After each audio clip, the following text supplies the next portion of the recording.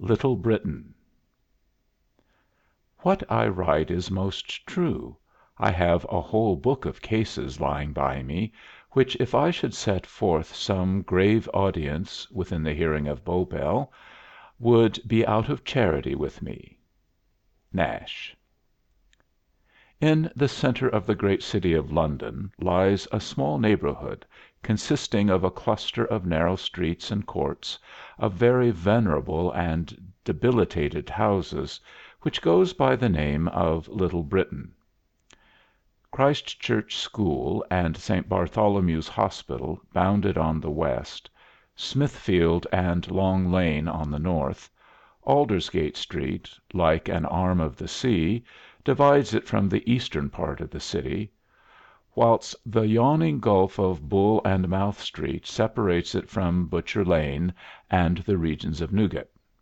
Over this little territory thus bounded and designated, the great dome of St. Paul's, swelling above the intervening houses of Paternoster Row, Amen Corner, and Ave Maria Lane, looks down with an air of motherly protection.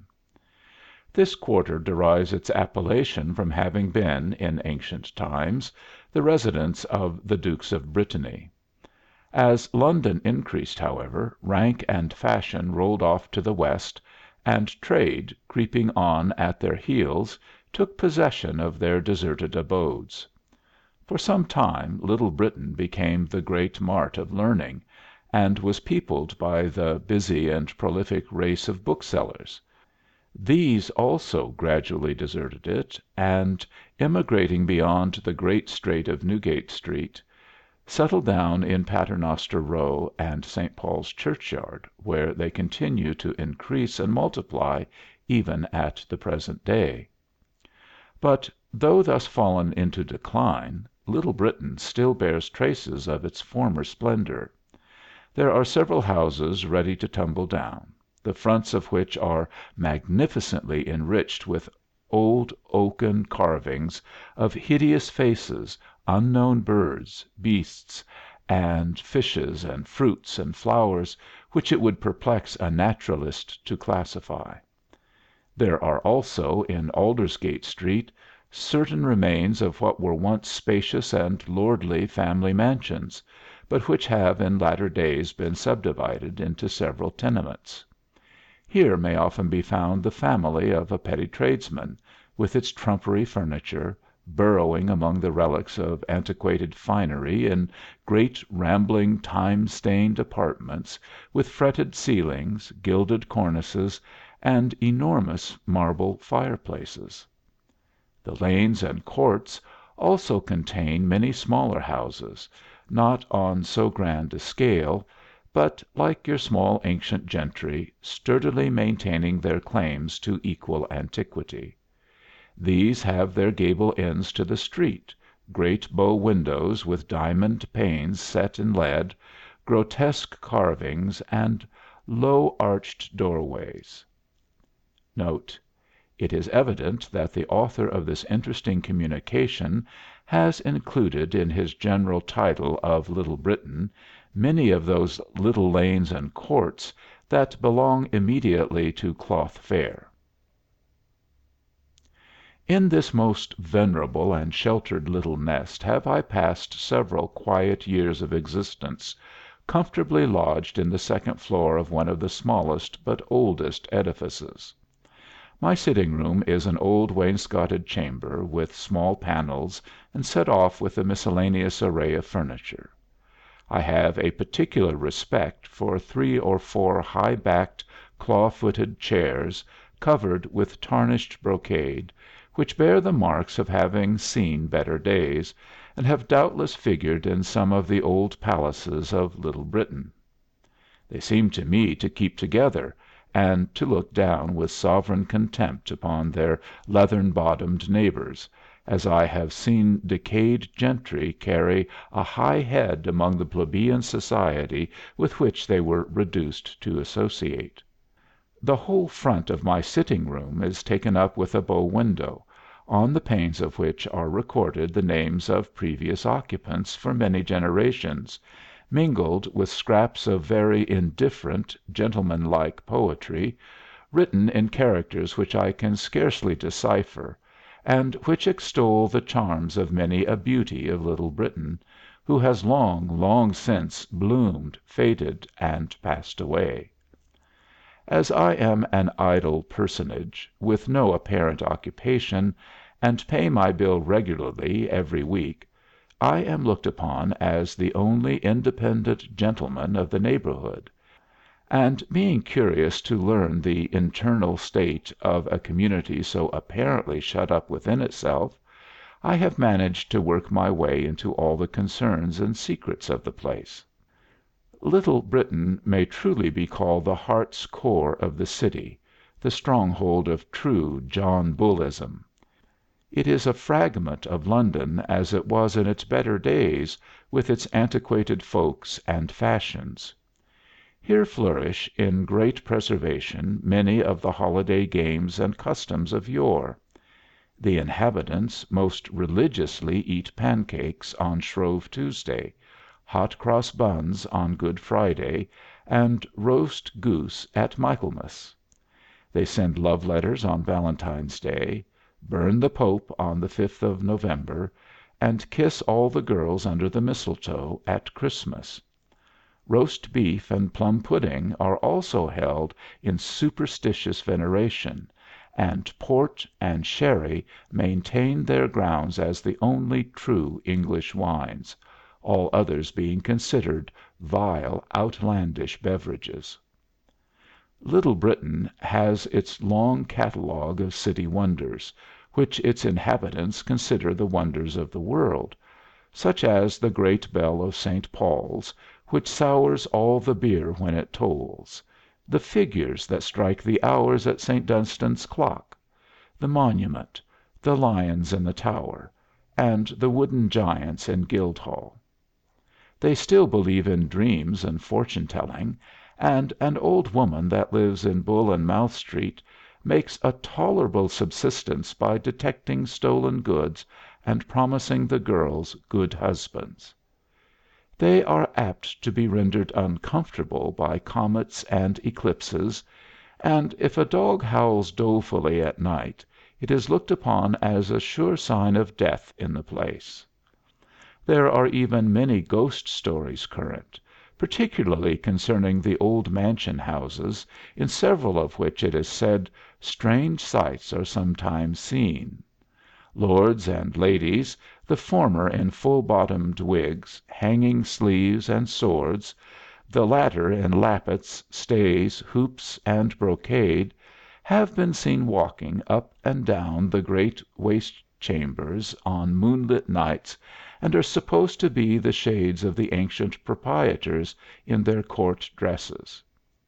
Little Britain has likewise its sages and great men. One of the most important of the former is a tall, dry old gentleman of the name of Scribe, who keeps a small apothecary's shop. He has a cadaverous countenance, full of cavities and projections, with a brown circle around each eye, like a pair of horn spectacles. He is much thought of by the old women, who consider him as a kind of conjurer, because he has 2 or 3 stuffed alligators hanging up in his shop, and several snakes in bottles.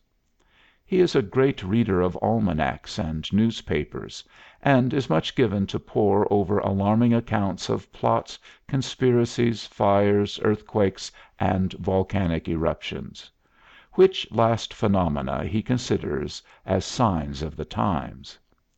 He has always some dismal tale of the kind to deal out to his customers with their doses, and thus at the same time puts both soul and body into an uproar.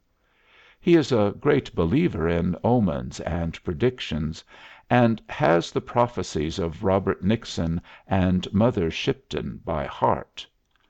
No man can make so much out of an eclipse or even an unusually dark day; and he shook the tail of the last comet over the heads of his customers and disciples until they were nearly frightened out of their wits.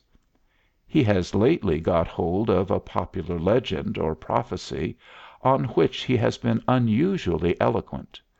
There has been a saying current among the ancient sibyls, who treasure up these things, that when the grasshopper on the top of the Exchange shook hands with the dragon on the top of Bow Church steeple, fearful events would take place. This strange conjunction, it seems, has as strangely come to pass. The same architect has been engaged lately on the repairs of the cupola of the Exchange and the steeple of Bow Church; and, fearful to relate, the dragon and the grasshopper actually lie cheek by jowl in the yard of his workshop.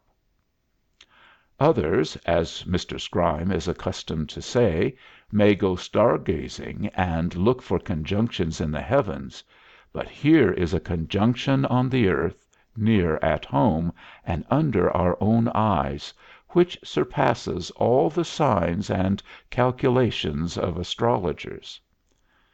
Since these portentous weathercocks have thus laid their heads together, wonderful events had already occurred.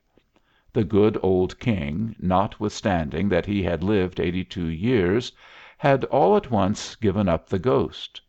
Another king had mounted the throne. A royal duke had died suddenly. Another, in France, had been murdered. There had been radical meetings in all parts of the kingdom, the bloody scenes at Manchester, the great plot in Cato Street, and, above all, the Queen had returned to England. All these sinister events are recounted by Mr. Scribe with a mysterious look and a dismal shake of the head; and being taken with his drugs, and associated in the minds of his auditors with stuffed sea monsters, bottle serpents, and his own visage, which is a title page of tribulation, they have spread great gloom through the minds of the people of Little Britain. They shake their heads whenever they go by Bow Church, and observe that they never expected any good to come of taking down that steeple, which in old times told nothing but glad tidings, as the history of Whittington and his cat bears witness. The rival oracle of Little Britain is a substantial cheesemonger, who lives in a fragment of one of the old family mansions, and is as magnificently lodged as a round-bellied mite in the midst of one of his own Cheshires. Indeed, he is a man of no little standing and importance, and his renown extends through Huggin Lane and Lad Lane, and even unto Aldermanbury. His opinion is very much taken in affairs of state, having read the Sunday papers for the last half century, together with the Gentleman's Magazine, Rapin's History of England, and the Naval Chronicle. His head is stored with invaluable maxims which have borne the test of time and use for centuries. It is his firm opinion that it is a moral impossible, so long as England is true to herself, that anything can shake her; and he has much to say on the subject of the national debt, which, somehow or other, he proves to be a great national bulwark and blessing. He passed the greater part of his life in the purlieus of Little Britain, until of late years, when, having become rich and grown into the dignity of a Sunday cane, he begins to take his pleasure and see the world. He has therefore made several excursions to Hampstead, Highgate, and other neighboring towns, where he has passed whole afternoons in looking back upon the metropolis through a telescope, and endeavoring to descry the steeple of St. Bartholomew's. Not a stage coachman of Bull and Mouse Street but touches his hat as he passes, and he is considered quite a patron at the coach office of the Goose and Gridiron, St. Paul's Churchyard. His family have been very urgent for him to make an expedition to Margate, but he has great doubts of those new gimcracks, the steamboats, and indeed thinks himself too advanced in life to undertake sea voyages. Little Britain has occasionally its factions and divisions, and party spirit ran very high at one time, in consequence of two rival burial societies being set up in the place. One held its meeting at the Swan and Horseshoe, and was patronized by the cheesemonger; the other at the Cock and Crown, under the auspices of the apothecary. It is needless to say that the latter was the most flourishing. I have passed an evening or two at each, and have acquired much valuable information as to the best mode of being buried, the comparative merits of churchyards, together with divers hints on the subject of patent iron coffins. I have heard the question discussed in all its bearings as to the legality of prohibiting the latter on account of their durability. The feuds occasioned by these societies have happily died of late, but they were for a long time prevailing themes of controversy, the people of Little Britain being extremely solicitous of funeral honors and of lying comfortably in their graves. Besides these two funeral societies, there is a third of quite a different cast, which tends to throw the sunshine of good humor over the whole neighborhood. It meets once a week at a little old fashioned house kept by a jolly publican of the name of Wagstaff, and bearing for insignia a resplendent half moon with a most seductive bunch of grapes. The whole edifice is covered with inscriptions to catch the eye of the thirsty wayfarer, such as Truman, Hanbury and Company's entire, Wine, Rum and Brandy Vaults, Old Tom, Rum and Compounds, etc. This, indeed, has been a temple of Bacchus and Momus from time immemorial. It has always been in the family of the Wagstaffs, so that its history is tolerably preserved by the present landlord. It was much frequented by the gallants and cavalieros of the reign of Elizabeth, and was looked into now and then by the wits of Charles II.'s day. But what Wagstaff principally prides himself upon is that Henry VIII., in one of his nocturnal rambles, broke the head of one of his ancestors with his famous walking staff. This, however, is considered as rather a dubious and vainglorious boast of the landlord. The club which now holds its weekly sessions here goes by the name of the Roaring Lads of Little Britain. They abound in old catches, glees, and choice stories that are traditional in the place and not to be met with in any other part of the metropolis. There is a madcap undertaker who is inimitable at a merry song, but the life of the club, and indeed the prime wit of Little Britain, is Bully Wagstaff himself. His ancestors were all wags before him, and he has inherited with the inn a large stock of songs and jokes, which go with it from generation to generation as heirlooms. He is a dapper little fellow, with bandy legs and pot belly, a red face with a moist merry eye, and a little shock of gray hair behind. At the opening of every club night he is called in to sing his "Confession of Faith," which is the famous old drinking trawl from Grammar Girton's Needle. He sings it, to be sure, with many variations, as he received it from his father's lips, for it has been a standing favorite at the Half Moon and Bunch of Grapes ever since it was written. Nay, he affirms that his predecessors have often had the honor of singing it before the nobility and gentry at Christmas mummeries, when Little Britain was in all its glory. Note: As mine host of the Half Moon's Confession of Faith may not be familiar to the majority of readers, and as it is a specimen of the current songs of Little Britain, I subjoin it in its original orthography.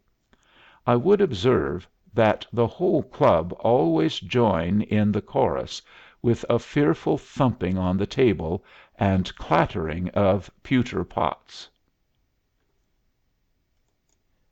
I cannot eat but little meat, My stomach is not good; But sure I think that I can drink With him that wears a hood. Though I go bare, take ye no care, I nothing am a cold, I stuff my skin so full within Of jolly good ale and old. Chorus. Back and side go bare, both foot and hand go cold. But, belly, God send thee good ale enough, whether it be new or old. I have no roast, but a nut brown toast, and a crab laid in the fire. A little bread shall do me stead, much bread I not desire. No frost, nor snow, nor wind, I trow, Can hurt me if I wold, I am so wrapped and throwly lapped Of jolly good ale and old. Chorus. Back and side go bare, etc. And Tib my wife, that as her life Loveth well good ale to seek, Full oft drinks she till ye may see The tears run down her cheek. Then doth she troll to me the bowl, Even as a maltworm should, And saith, Sweetheart, I took my part Of this jolly good ale and old. Chorus. Back and side go bare, etc. Now let them drink till they nod and wink, Even as good fellows should do; They shall not miss to have the bliss Good ale doth bring men to. And all poor souls that have scoured bowls, Or have them lustily trolled, God save the lives of them and their wives, Whether they be young or old. Chorus. Back and side go bare, etc. It would do one's heart good to hear on a club night the shouts of merriment, the snatches of song, and now and then the choral bursts of half a dozen discordant voices which issue from this jovial mansion. At such times the street is lined with listeners who enjoy a delight equal to that of gazing into a confectioner's window or snuffing up the steams of a cook shop.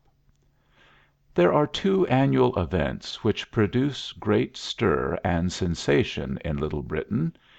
These are St. Bartholomew's Fair and the Lord Mayor's Day. During the time of the fair, which is held in the adjoining regions of Smithfield, there is nothing going on but gossiping and gadding about. The late quiet streets of Little Britain are overrun with an eruption of strange figures and faces. Every tavern has a scene of rout and revel. The fiddle and the song are heard from the tap room, morning, noon, and night, and at each window may be seen some group of boon companions with half shut eyes, hats on one side, pipe in mouth, and tankard in hand, fondling and prosing and singing maudlin songs over their liquor. Even the sober decorum of private families, which I must say is rigidly kept up at other times among my neighbors, is no proof against this saturnalia. There is no such thing as keeping maidservants within doors.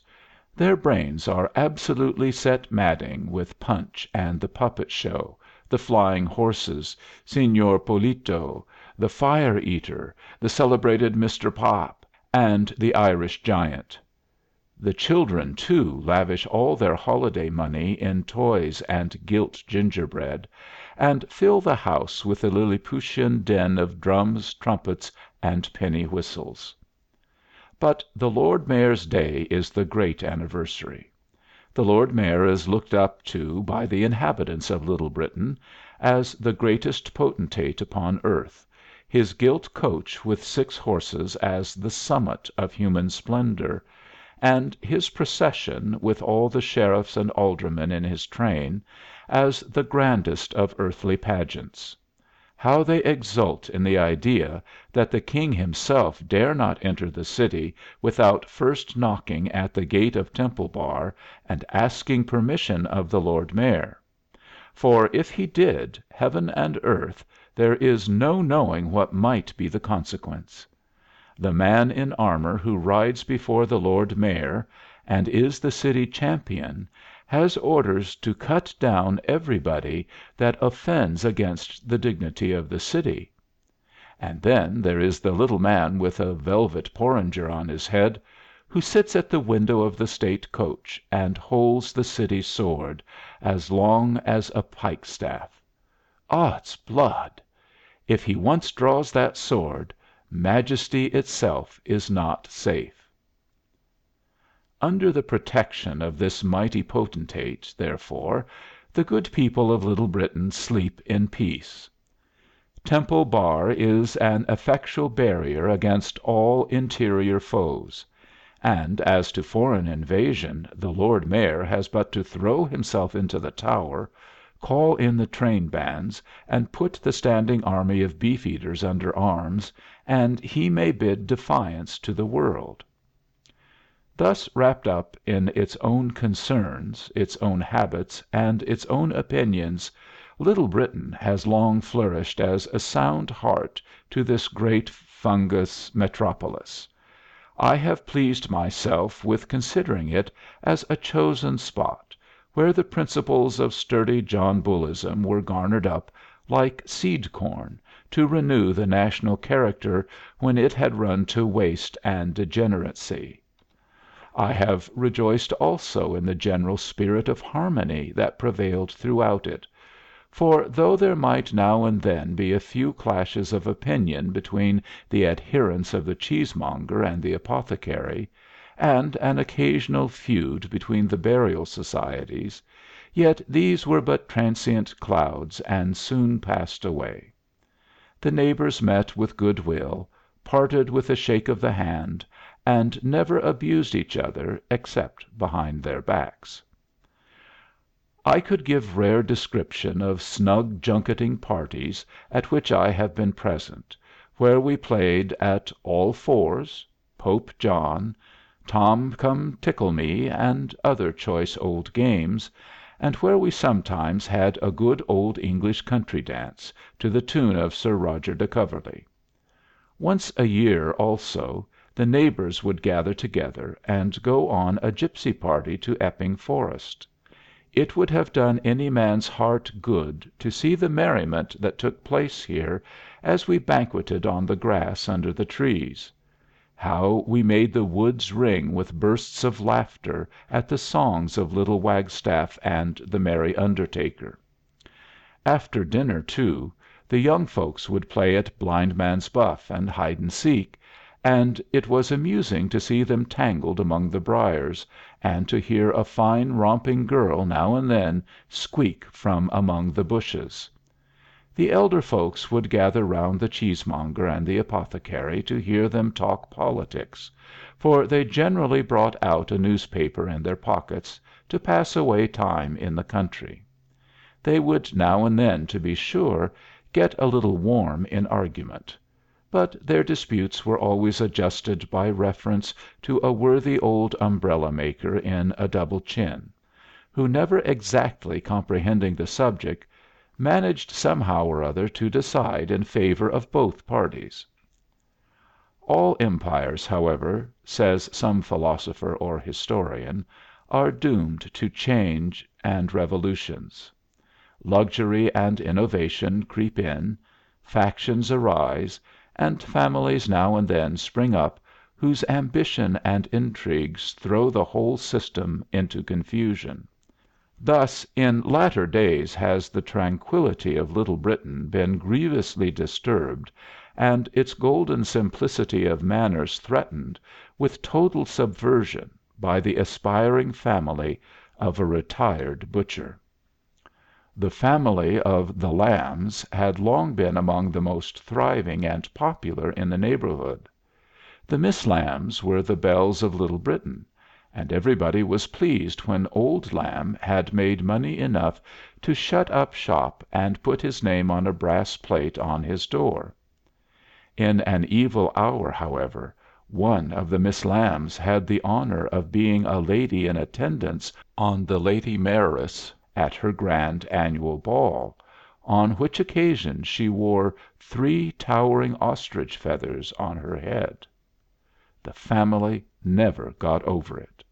They were immediately smitten with a passion for high life, set up a 1-horse carriage, put a bit of gold lace round the errand boy's hat, and have been the talk and detestation of the whole neighborhood ever since.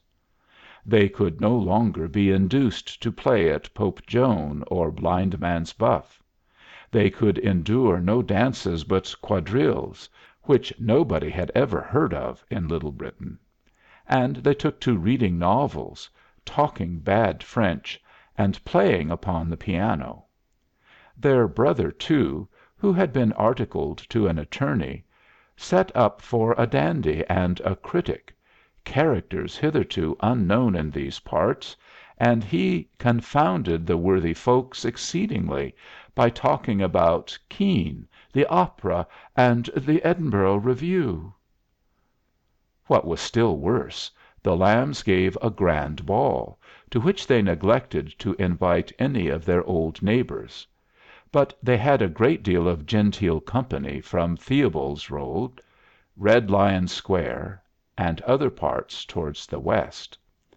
There were several beaux of their brother's acquaintance from Gray's Inn Lane and Hatton Garden, and not less than 3 aldermen's ladies with their daughters. This was not to be forgotten or forgiven. All Little Britain was in an uproar with the smacking of whips, the lashing of miserable horses, and the rattling and jingling of hackney coaches. The gossips of the neighborhood might be seen popping their nightcaps out of every window, watching the crazy vehicles rumble by; and there was a knot of virulent old cronies that kept a lookout from a house just opposite the retired butcher's, and scanned and criticized every one that knocked at the door. This dance was a cause of almost open war, and the whole neighborhood declared they would have nothing more to say to the Lambs.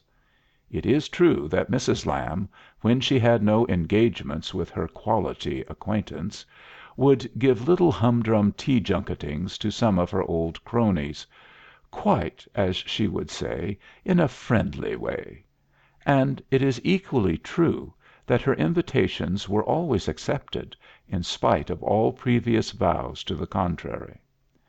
Nay, the good ladies would sit and be delighted with the music of the Miss Lambs, who would condescend to strum an Irish melody for them on the piano; and they would listen with wonderful interest to Mrs. Lamb's anecdotes of Alderman Plunkett's family, of Portsoken Ward, and the Miss Timberlakes, the rich heiresses of Crutched Friars; but then they relieved their consciences and averted the reproaches of their confederates by canvassing at the next gossiping convocation everything that had passed, and pulling the Lambs and their route all to pieces.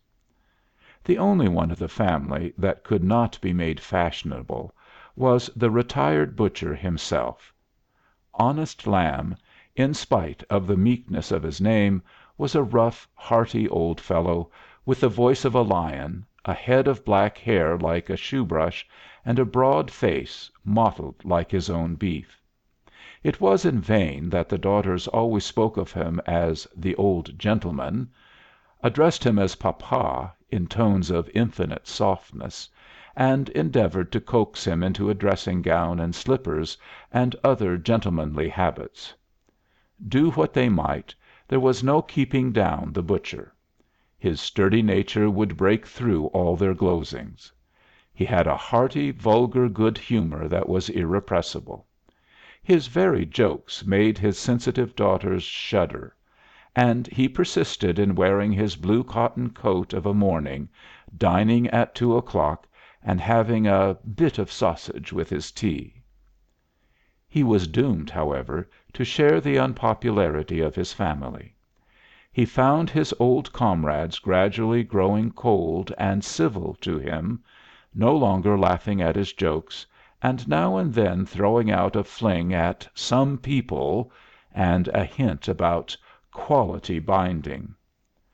This both nettled and perplexed the honest butcher, and his wife and daughters, with the consummate policy of the shrewder sex, taking advantage of the circumstance, at length prevailed upon him to give up his afternoon's pipe and tankard at Wagstaff's, to sit after dinner by himself and take his pint of port, a liquor he detested, and to nod in his chair in solitary and dismal gentility. The Miss Lambs might now be seen flaunting along the streets in French bonnets with unknown beaux, and talking and laughing so loud that it distressed the nerves of every good lady within hearing.